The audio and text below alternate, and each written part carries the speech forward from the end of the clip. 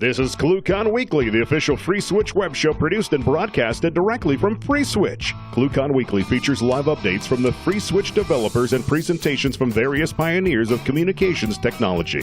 ClueCon Weekly is brought to you by FreeSwitch Solutions, the official consulting firm of the FreeSwitch open source project. Get help from the experts. Visit freeswitch.com.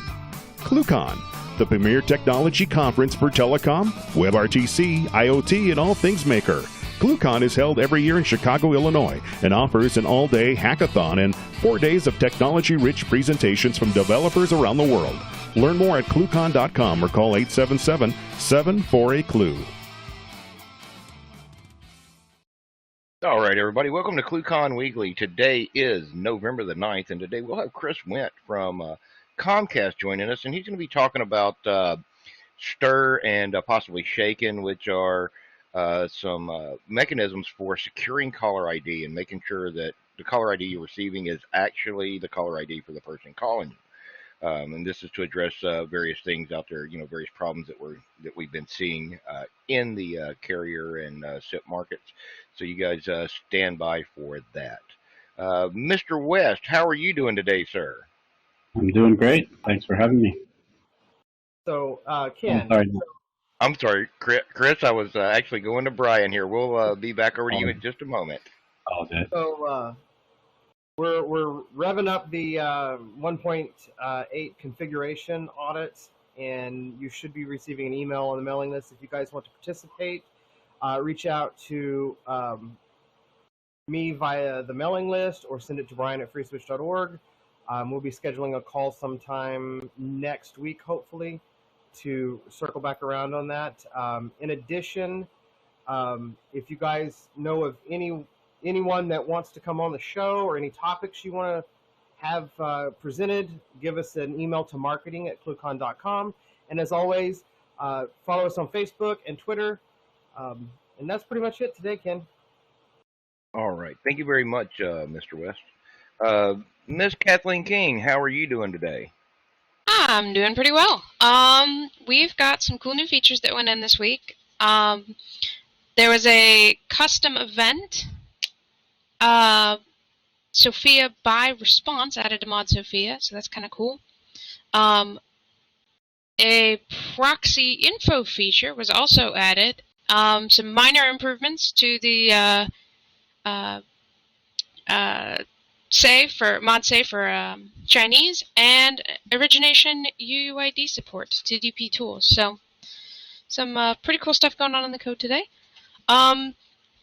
Just a reminder, we do have the bug hunt on Tuesdays, and the new website is up and running. So if you haven't checked that out, go see.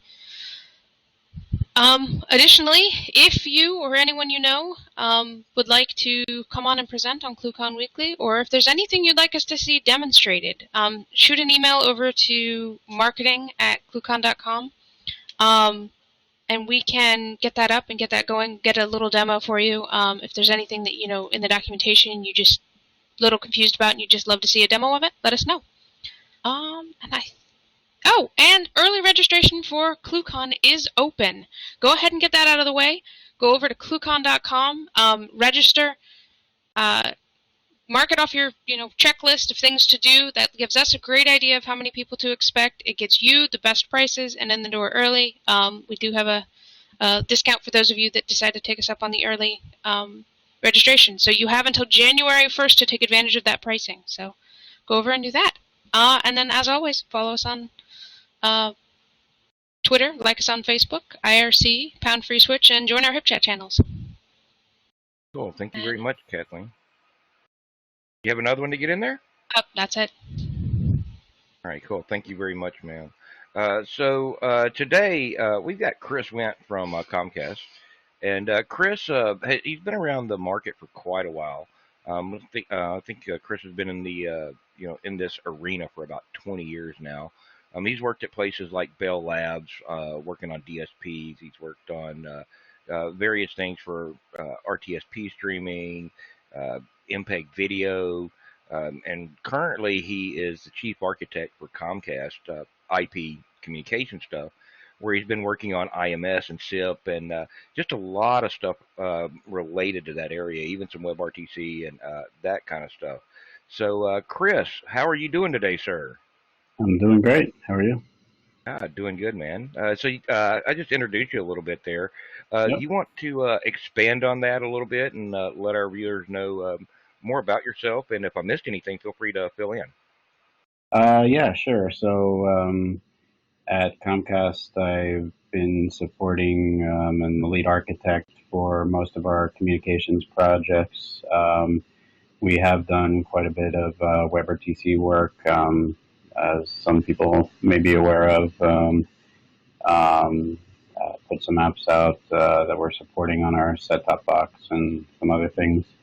But the topic that I'm going to talk about today is going back to the telephone network and thinking about how to secure the identities that are used.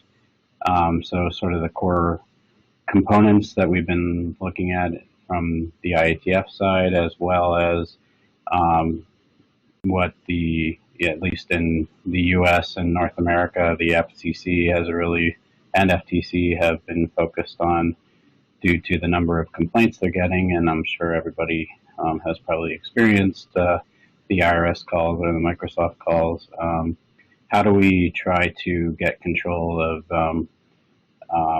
doing legitimate or removing illegitimate spoofing out of the telephone network? So I'll go over an overview of what the plan is so far and what we're thinking about going forward. Cool. Well, take it away, Chris. Are you ready for your switch? I am. So just to sort of get everybody on the same page, I'm sure in this audience we're all well aware of what the telephone network looks like, but as of today, we're sort of a combination of SS7 TDM legacy networks and a lot of SIP going on, especially for folks involved with FreeSwitch. But we've had we now have, based on a lot of the sort of innovation that's gone on the telephone network, the ability to place calls, do a lot of cool things in terms of identity and call features and everything else. But while that's a positive thing, it's also had a negative impact because bad actors can take advantage of those capabilities, and that's why things have sort of proliferated the way they have, and why we get some of these calls that bother our dinner time activities. So the stir. So I think it was. I should have a timeline here, but I believe it was around 2014, 2013, maybe even, that there was initial meeting in IETF to tackle the STIR problem, and the STIR working group was created. And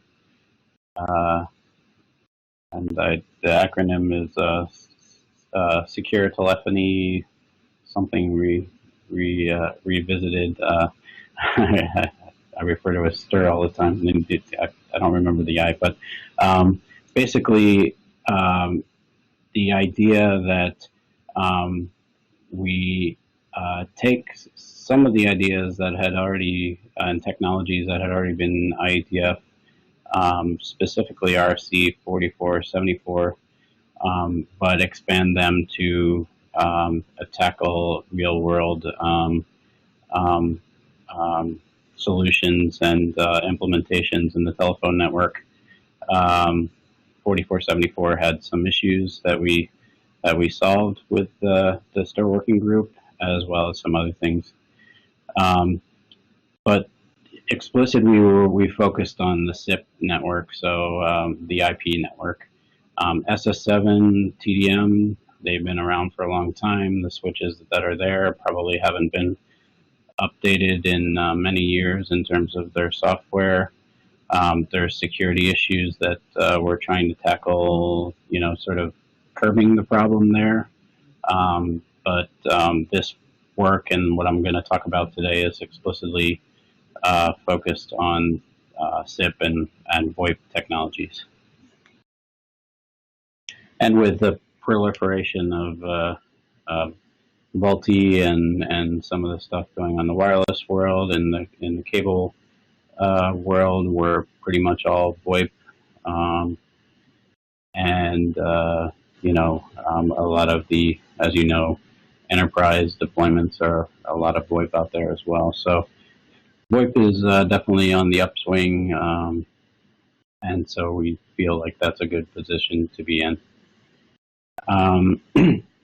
There's also another part to this that's beyond just the core protocol stuff, is from a user perspective, how do we, if we have the capability of validating calls, how do we actually show the user,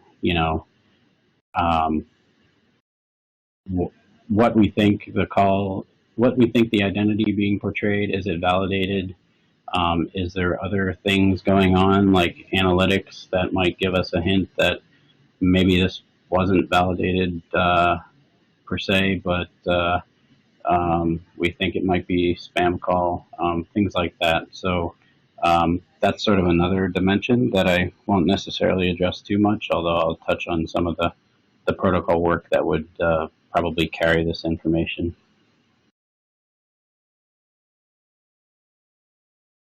Just to provide a higher level view of what's going on, I mentioned the IETF stir work.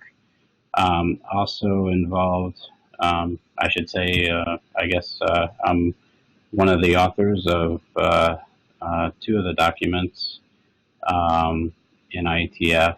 And I'm also participating in a group that's more North American focused, which is ATIS, and actually ATIS and SIP Forum have a joint task force called the IPNNI group that has been looking at the SHAKIN framework. So we have STIR and SHAKIN, and of course in many of the telephone related standards there has to be some sort of alcohol reference or something like that. And then 3GPP is also involved from the wireless handset point of view. Like I mentioned, carrying the validation information to the handset for display to the user. But all these things work together to form the ecosystem that we're developing in these things. And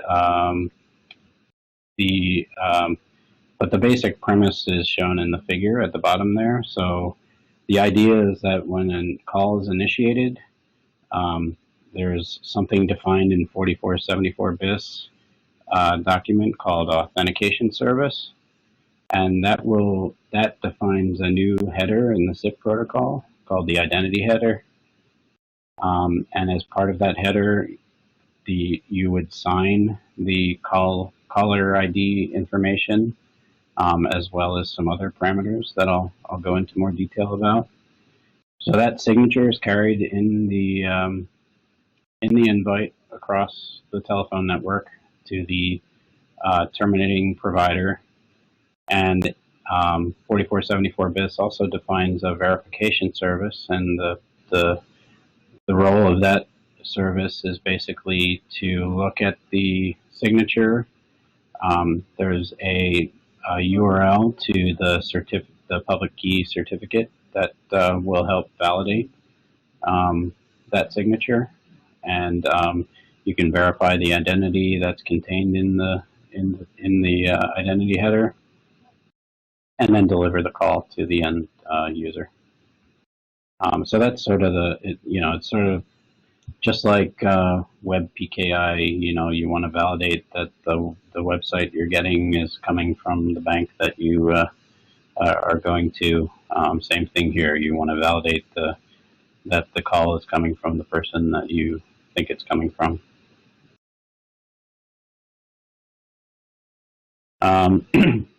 So I'll first go over the IETF specifics. So there's 3 current drafts that are in IETF last call. There's a meeting coming up next week. The hope is that these will be close or will become RFCs. The first one is Passport. So Passport is sort of the base object that is put into the identity header. It's based on JOTS or JWT, if you know about that, which is an existing framework for basically cryptographically signing some information, or they call them claims. And for our case, the claim is the caller ID itself. And then RFC 4474 BIS defines specifically the SIP usage, and that's the document that defines the identity header and the authentication service and the verification service. And then there's also a certificates draft that talks about how you, what the details about the certificates that you use for use in signing their certificates. It also talks about the potential use of telephone numbers directly tied to certificates and other things that are something we're looking at for the future. And then there's 2 new GRIP drafts that were provided by Henning Solcheny, who will start, if he hasn't started already, back as the FCC CTO. And he's proposed some things, some drafts, which also provide the ability to include call info parameters so that you can label calls and provide information about those calls. And that could potentially be things like labeling as commercial calls, telemarketing calls, political calls, other things. And then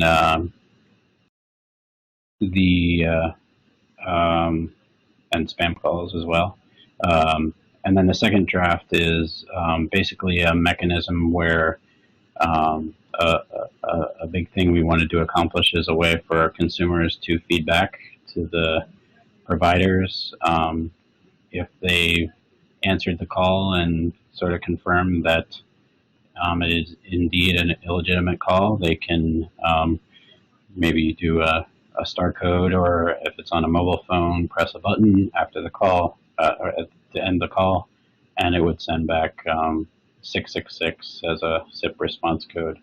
And then that could be fed back into the analytics that would be looking at identifying spam calls.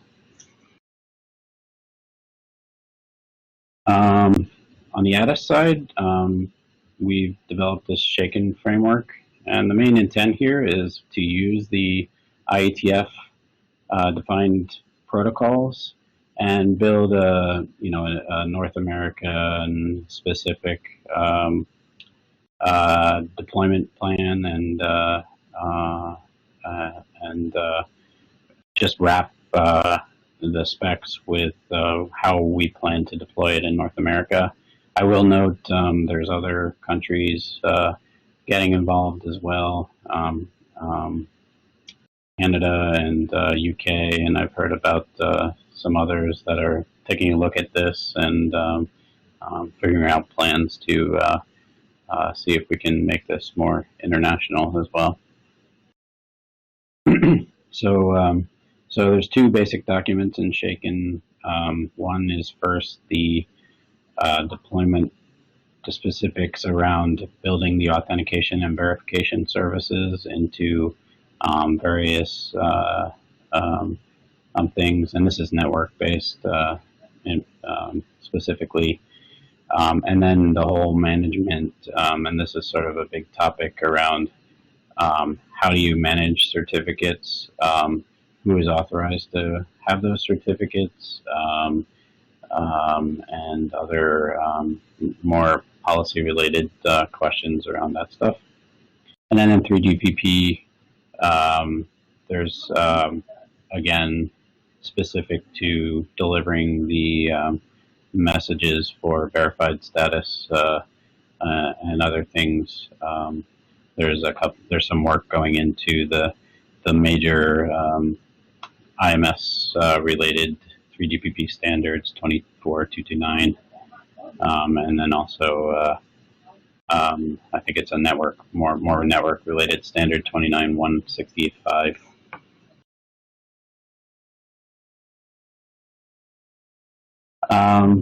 So I'll dive a little deeper into the specifics of the protocol. And the first thing to take a look at is the passport object. So one of the nice things about defining this passport object is that it doesn't have to necessarily be SIP specific. So, you know, we've sort of defined this to be a generic object that can protect calling information. So we theoretically could use this for other protocols, XMPP and others. But for SIP specifically, or well, I guess passport in general, it uses existing technology, so JSON Web Token and JSON Web Signatures. And if you're familiar at all, you know, it's actually quite popular in the web world for used in authentication, like with OAuth Exchange and API protection. So I think some of the folks that worked on JWT and JWS are also looking at it for OpenID and some other things. So there's quite a few uses of JWT already, quite a few open implementations of it. So we thought it made a lot of sense to adopt that. But specifically how we use it is, you know, we use that object to have signed cryptographic validation of the claims. You know, it's just basically a JSON object that's signed and actually is base 64 encoded too. So you'll see an example of that.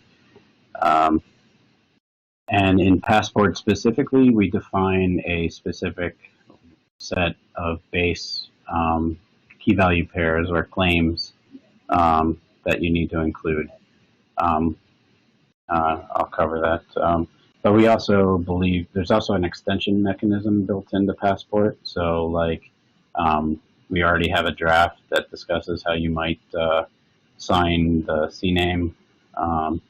Or also there's some use cases that people are talking about for government priority services where you can sign the code and to validate the person that's accessing those services. And other use cases I'm sure will come about it over time. So this slide has an example of a JOT. In Passport specifically, we're using X509 based signatures. A lot of applications are just using HMAC, shared secret type things, but here we're using certificates, obviously, as discussed before.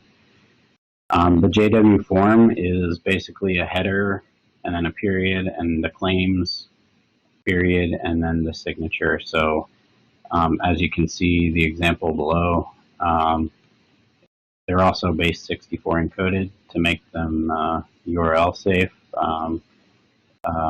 Although we don't need that necessarily in SIP, but that's sort of the standard form.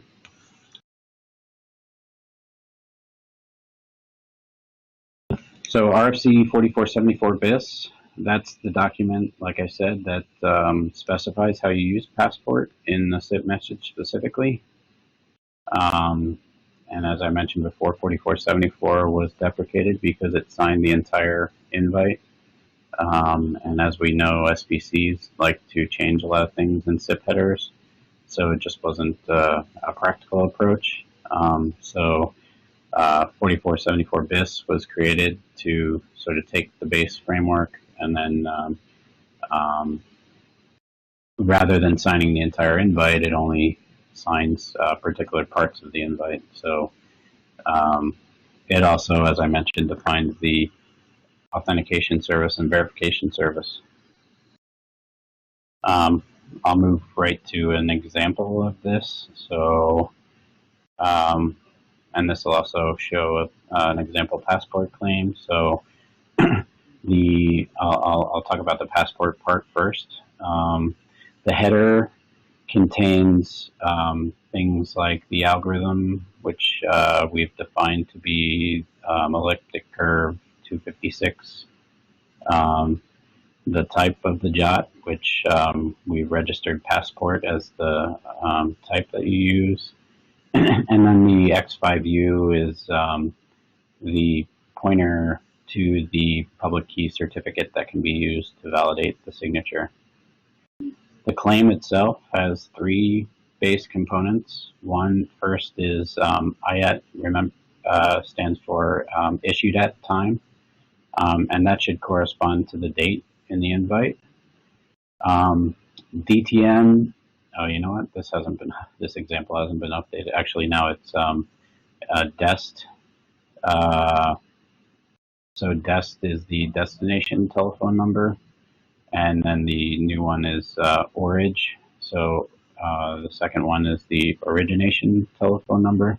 So the reason that we have the origination telephone number is obviously the one that you're signing to the verification service to say you're asserting that telephone identity.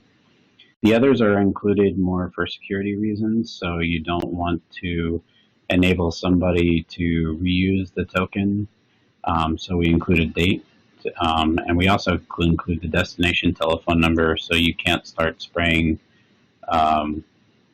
the same signature to tons of people over a matter of a minute or something like that, and make it look like it's basically avoiding replay attack type thing. But all those parameters map to things in the invite. So the identity header would have the JOT first, and then it has two parameters. One is info, which matches the X5U, and then the alg is that's actually an optional parameter, but it can be there in case it's not the elliptic curve default algorithm. And then I already mentioned how the claims map. So there's actually two forms of Passport. One is compact form and one is full form. Compact form, you actually don't need to necessarily include the header and the claims because you can derive them out of the invite. But on initial deployments, we're sort of suggesting just always use the full form.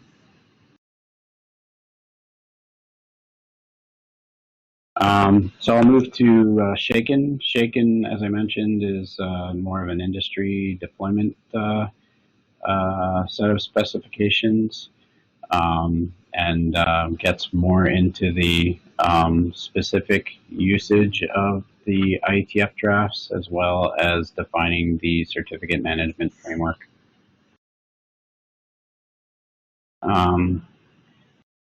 So we have a reference architecture. This is in the scope of more like a carrier implementation, but it's not limited to that. But if you know anything about IMS and those types of deployments, IMS has the ability to have an application server. So the STIAS in the middle, on the left there is the authentication service, and the STIVS is the verification service. But basically the key things here is that you have those services, you have a private key. The SKS is sort of this private key secure storage. The TNCR is the thing that will host the certificates that providers need to validate the token signature, as well as the ability to provision those certificates as well.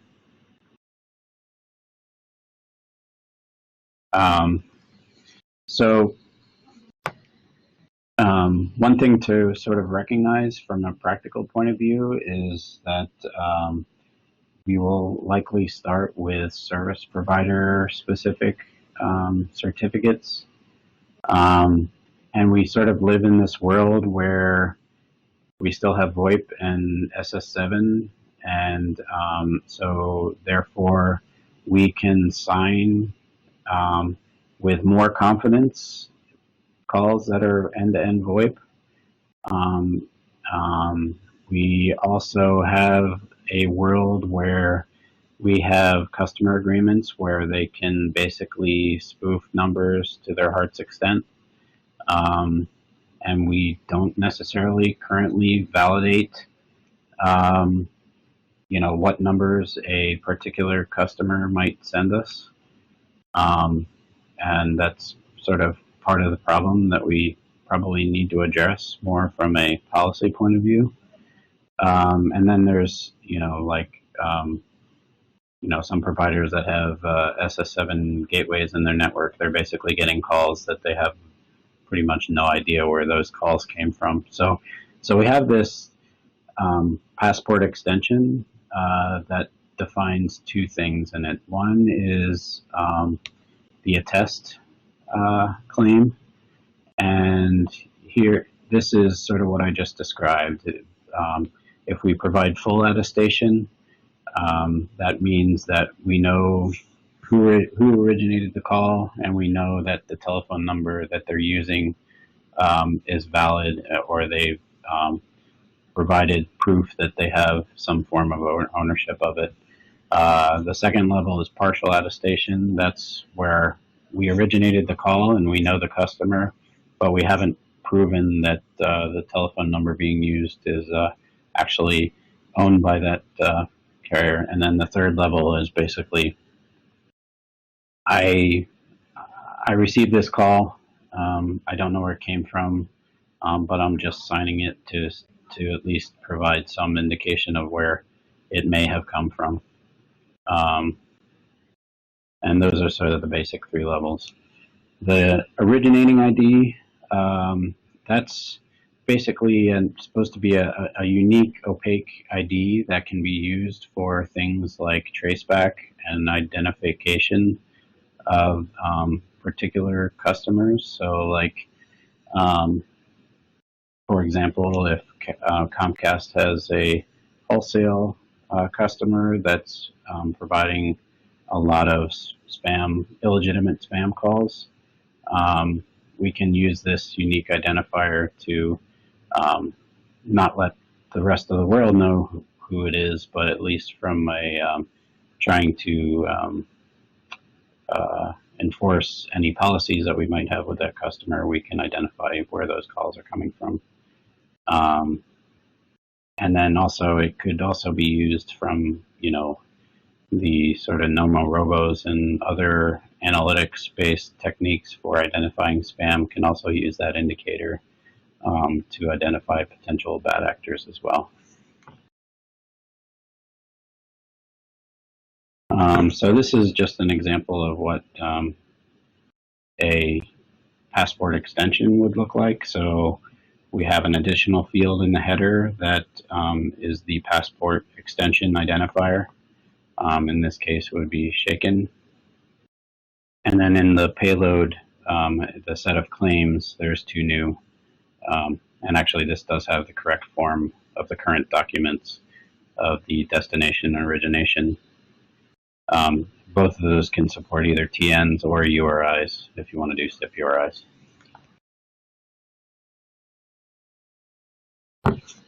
just to cover the certificate model a little bit. You know, this is typical PKI X509 stuff. So, you know, you generate a private key. The proposal right now is to use ACME as a protocol to allow for easier management of certificates. But there would be probably in North America at least a specific set of certificate authorities that can provide a, you know, from a root from a trust anchor point of view, can sign the certificate and provide proof that that service provider is authorized to originate calls onto the telephone network. And then on the verification service, you actually you must validate that the signature is countersigned by the root certificate provider that is authorized by that country. And then I have a note there as well. So we can do, we're planning on doing service provider level certificates, but this will probably evolve as time goes on to support things like TNs. So for example, you might have a large enterprise, you might have a call center for a bank that specifically wants a certificate, or perhaps like a delegated certificate that it can use to specifically sign a call, and so therefore the bank can, you know, be verified to the end consumer to say, yes, indeed, it is the bank calling. Or another one that is talked about a lot is a school district that is robocalling all of the parents to let them know about snow day or something like that. So even though it looks like sort of spammy techniques, you want to validate those calls so that they go through and they don't get blocked by spam filters and other things.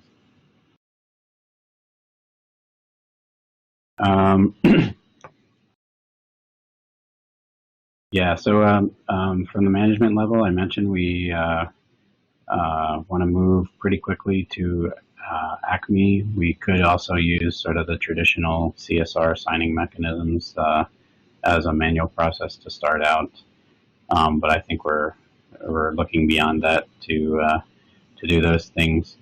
There's other things that are talked about in the certificates draft, like using OCSP techniques to revoke certificates of bad actors, or if you know, one of those certificates for a TN is no longer being used, you should revoke that certificate and disassociate it with that telephone number. So those are more advanced certificate techniques that exist. There's also CRLs, which is sort of the old school way of revoking certificates, certificate revocation lists that let people know that a certificate is no longer valid. And then from the high-level governance, and this has more to do with, you know, managing the PSTN from an FCC point of view. We are building a framework for how you basically authorize service providers to obtain certificates. So there's some governance and probably some administrator that will.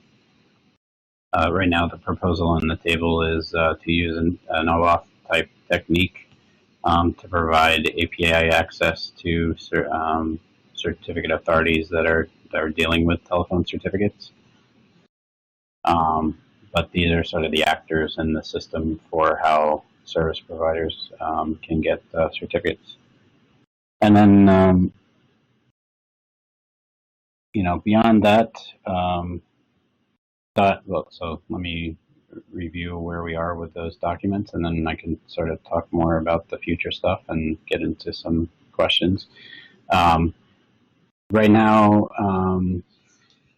as I mentioned, we're actually in IETF last call. The SHAKIN stuff, the SIP profile part is already in letter ballot and out for approval. The SHAKIN certificate management framework, we're targeting end of year to have the initial version. As you may or may not know, there was a call from the FCC chairman, Chairman Wheeler, to really accelerate the process. So that has helped both accelerate the standards work as well as accelerate the industry recognition that this is a problem we need to solve. And so there was actually a robocalling strike force, which was a 60-day effort for the industry to come together and say, come up with a plan and a roadmap for how these things get into the telephone network and start getting used. And we also have been trying to promote interoperability. I've personally, on behalf of Comcast, I've been participating in both SIPIT, and we also have a test bed focus group. And also to provide a little promotion of our project, we also have a open source implementation that we've put out there. AT&T has started to contribute to it as well. This is a network-based server-side implementation of STIR and SHAKIN. And so we've been using that as part of our interop tests and just in general promoting the use of the technology as well. And to be quite frank, test during the standards development as well. Make sure everything we're doing is correct and provide some good examples into the document. So, going forward, and I don't know, Ken, I don't know if you want to keep my slides up or if you want to go more discussion, but I think, specific to this community and the world of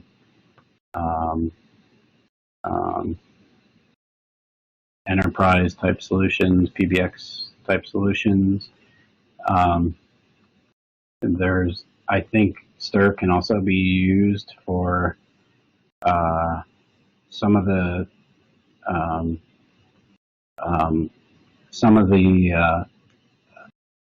things I talked about, where a enterprise can validate that they are using a telephone number that they're authorized to use, that they can validate to their provider, that they're not a bad actor, doing the right thing, as well as, outside of the telephone network, if folks are deploying their own SIP to SIP environments, STIR can also be used beyond just the traditional telephone network as well. So it can be used to validate your SIP identity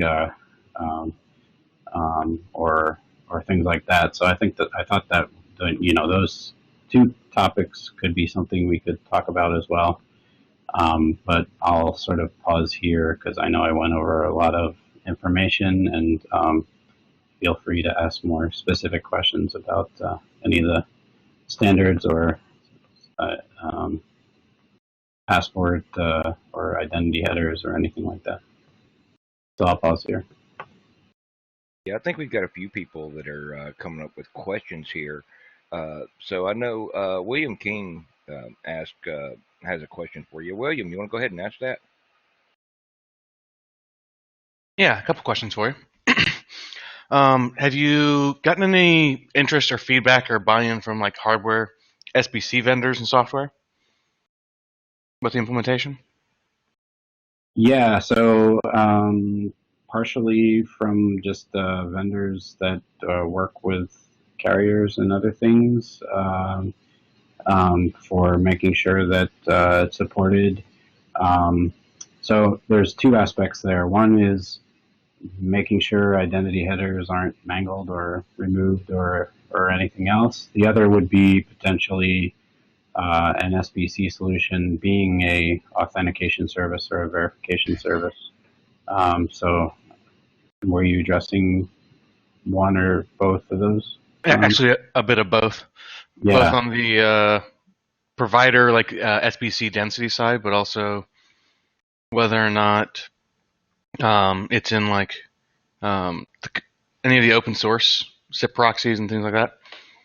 yeah, and so I think that would be one of the goals of trying to promote this and these types of communities. That we do get more and more implementation, and our implementation happens to be Golang specific, but hopefully that can be something that spurs other implementations. And if folks are interested in working with us, I'm happy.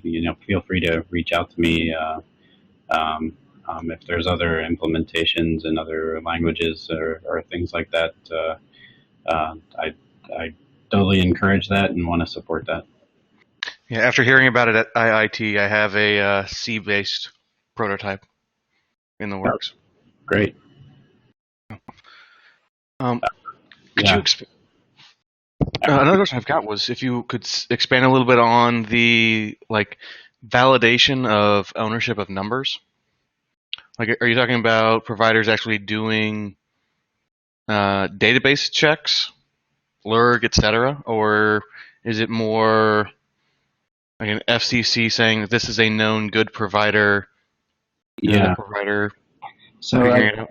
there's a mix. So one thing is the validation can happen at the certificate creation.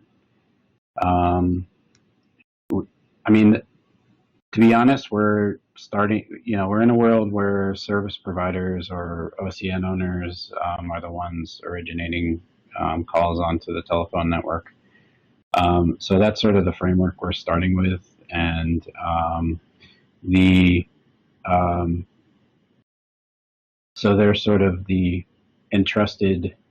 Uh, um, so you're trusted to own a telephone number, and then so therefore you have to represent that telephone number, however your customers are using it. Um, Otherwise, you're going to get calls from if somebody's doing bad things with it, and so we've tried to provide a fair framework for how we validate that. Maybe that some of that will go away as VoIP becomes more prevalent, as well as um, so. I mean, basically, this is an evolving process. So, yes, just from a practical point of view, if somebody's using our telephone number, we should provide some mechanism to prove that that person is allowed to use it. Um, Otherwise, you're not accomplishing anything. So some of those conversations are happening now. Some of the policy folks are going to have to make some decisions on how that works.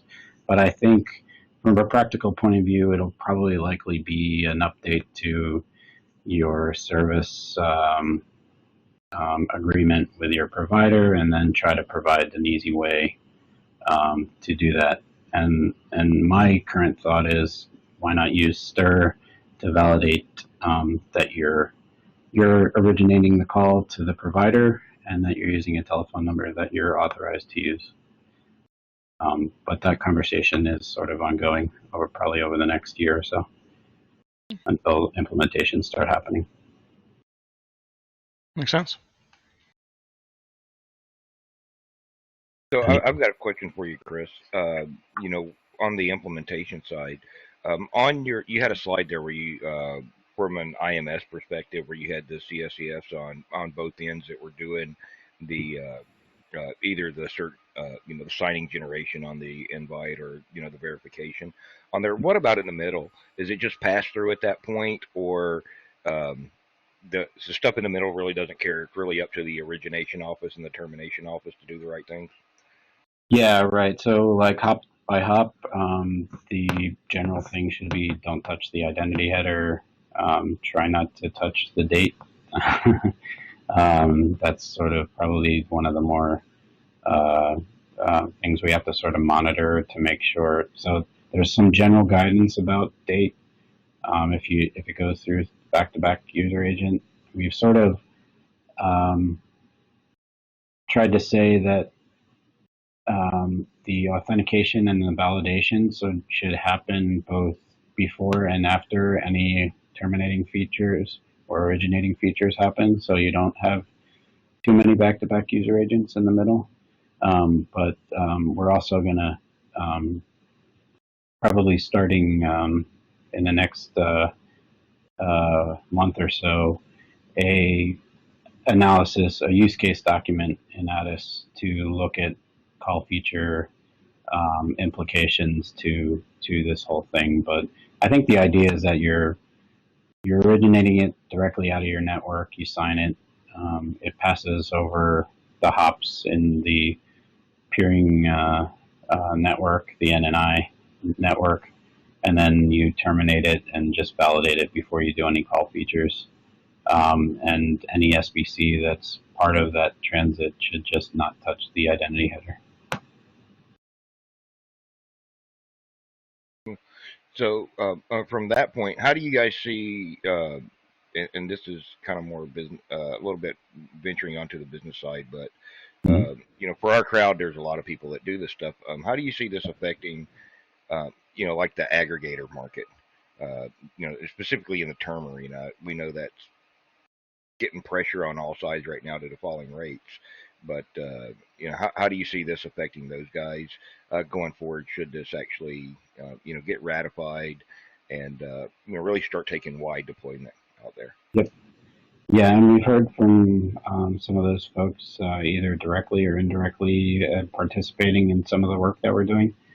We want to make sure those cases are covered. So if you do have any specific use cases, you're welcome to get involved. Actually, anybody can participate through the SIP forum, either as a direct member or even you don't have to be a member to participate in some of these IP NNI discussions. And if you want to send me an email, I'm happy to forward information about that.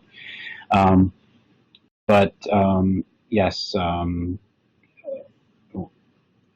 we need a framework that's both flexible but makes people, as long as you're doing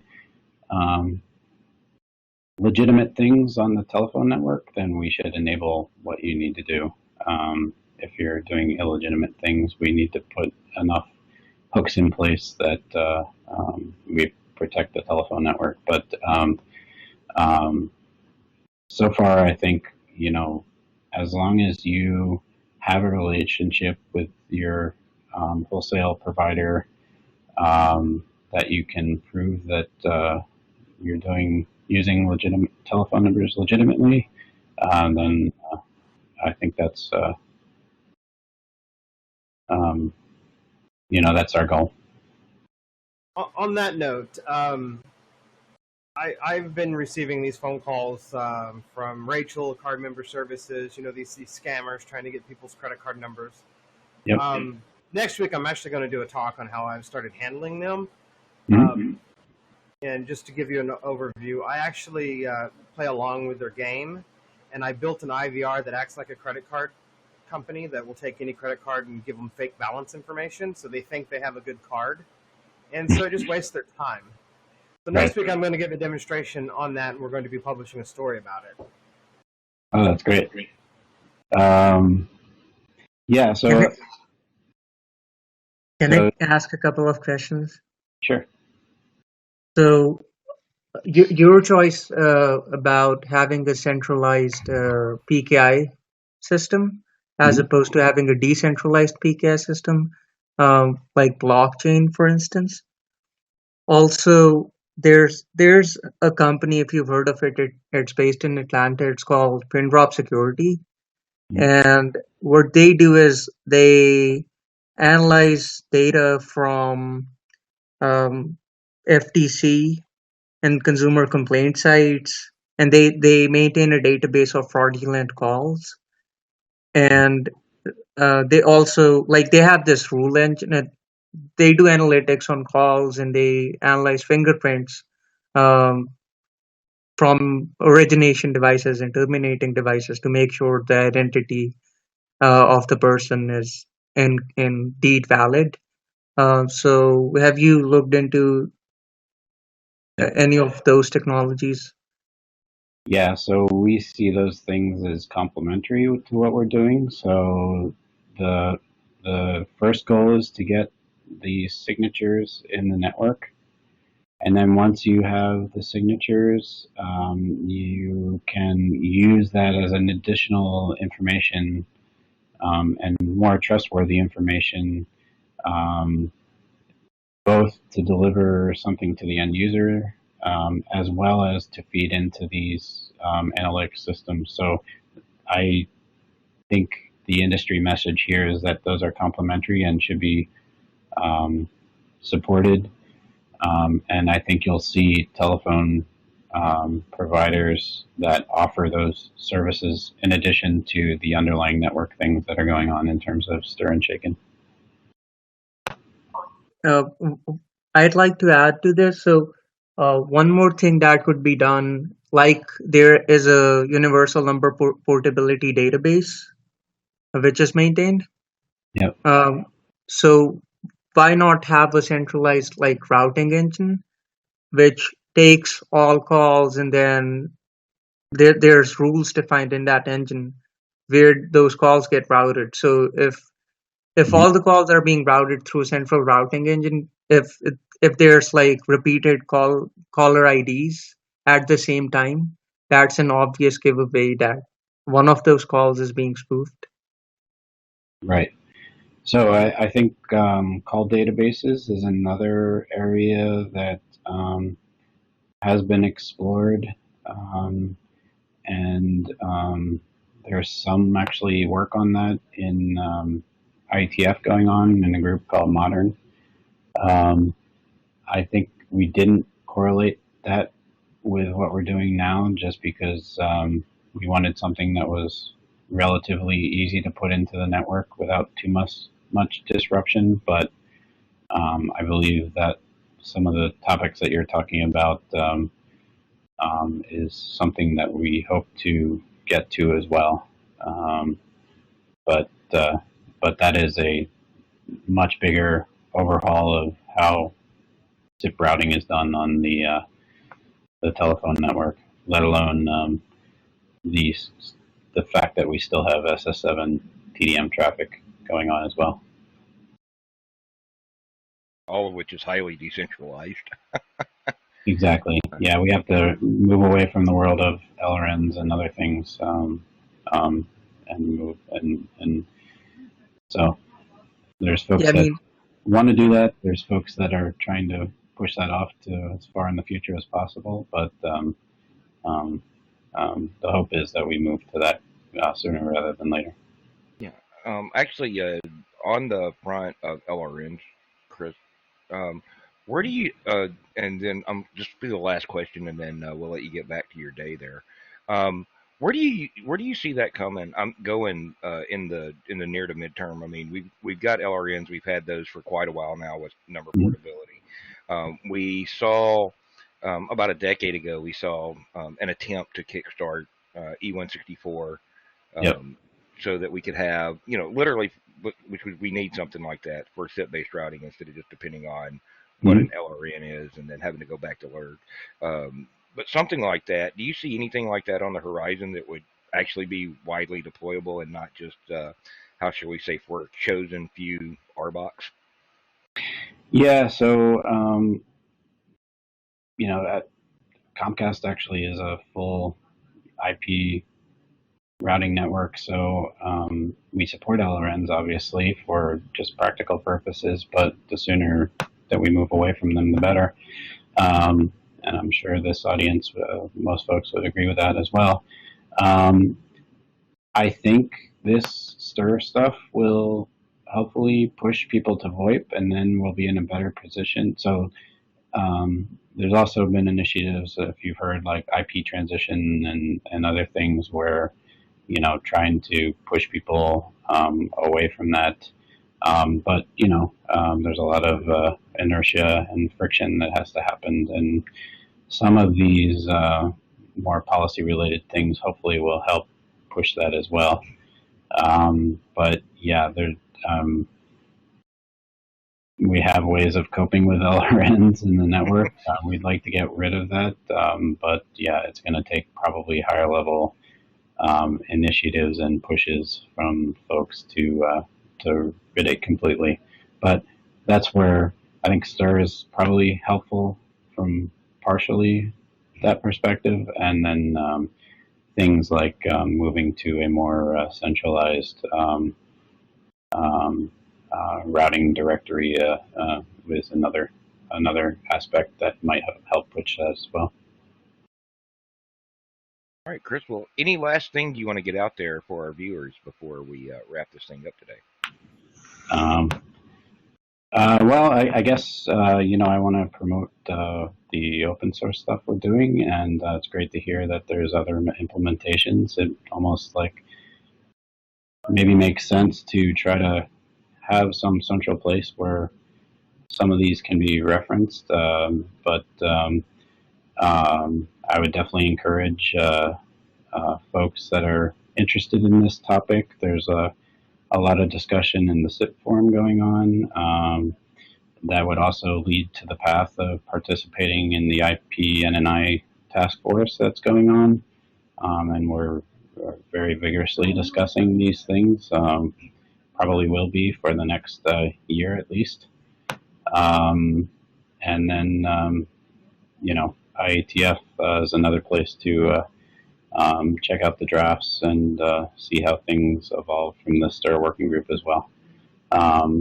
And otherwise, happy to, if you have any further questions, feel free to contact me as well.